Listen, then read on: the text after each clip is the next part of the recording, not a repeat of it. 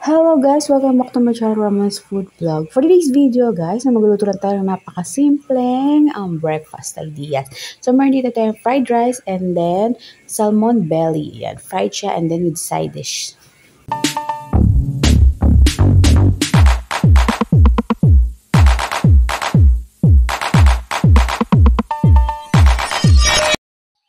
So here guys, so na-wash na nga natin to, nalagyan na natin tong ating salmon belly. Ayan, so lalagyan lang natin siya ng mga spices and then mamarinate siya natin ng konting oras lang and then ready na for frying yan. Ayan, so naglagay din ako dyan ng turmeric and then naglagay ako dyan ng paprika. And then lalagay din tayo ng iba pang pampalasa tulad ng salt, granules, and then bechin, MSG, and then our pepper.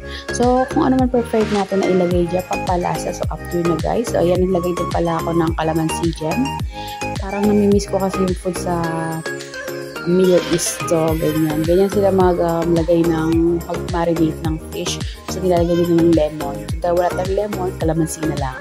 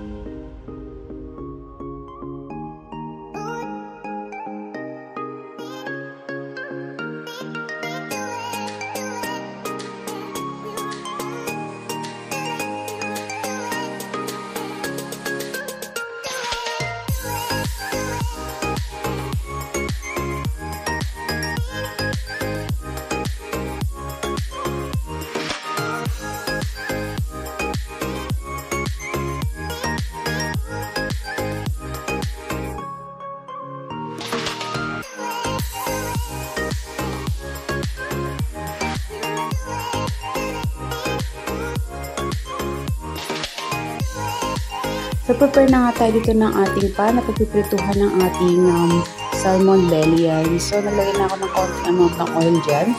And then, pagka okay na yung heat niya, so, pwede natin ilagay yung ating fish. Ayan.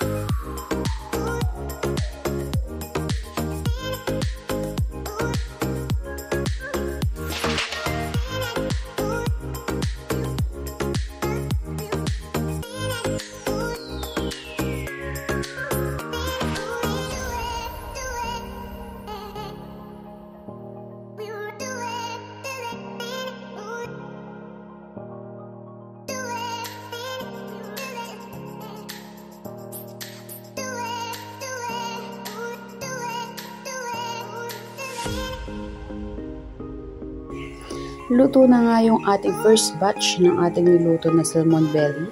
So maya-maya lamang pagka medyo brown na siya. So nagtay ko lang siya maging brown na pati sa ilalim. So ililipat na natin siya sa ating plate.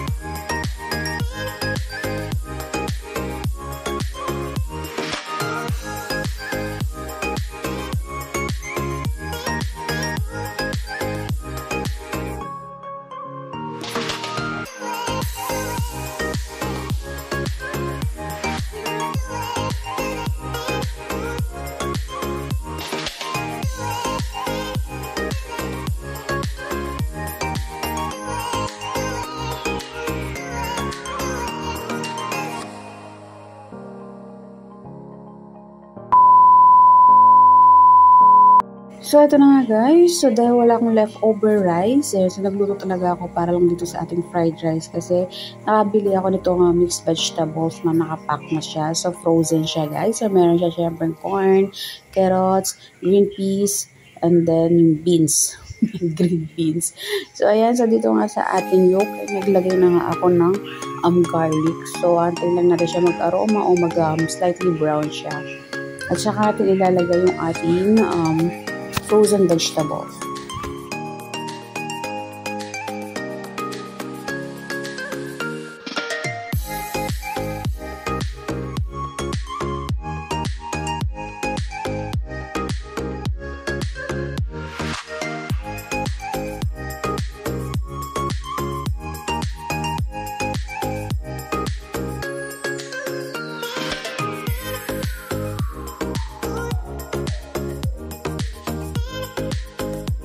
Ayan guys, so nalagay na nga natin yan. So hindi natin na-tow yan kasi maluluto din naman yan. So naluluto natin siya na very very light.